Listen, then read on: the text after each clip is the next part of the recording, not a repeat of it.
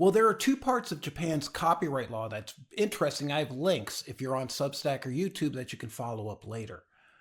Japan looks at this as allowing copyrightable content to train so it can learn, as long as those learnings don't turn into basically copying somebody else's content. But that's not the intent here, nor does that seem how Japan's copyright law takes a look at this.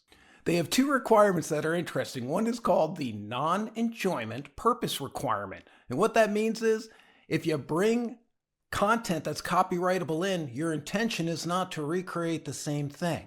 You're not bringing in a Van Gogh painting to create a Van Gogh painting. You're bringing it in to learn and to add to your responses outside of just that painting. And while that's easy to say, it's really hard for creators to understand the difference. Which is why Japan has a thing called Article 30-4 proviso.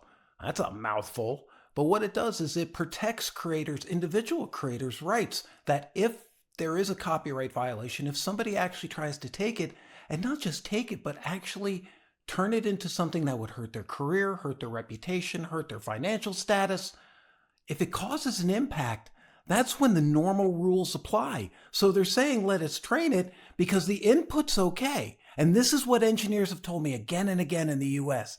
That's not a copyright violation.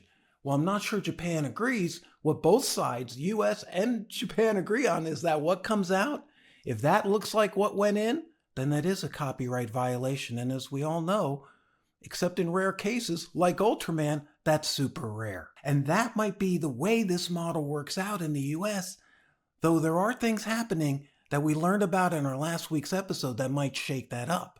So what we're talking about from a US perspective is what's called fair use. But fair use is not a rule in copyright. Fair use is a defense in legal court.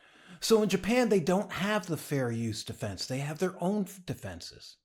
See, in Japan, they don't have fair use. They have the non-enjoyment purpose requirement that the AI was not taking it in with the intention of creating the exact same thing or something similar.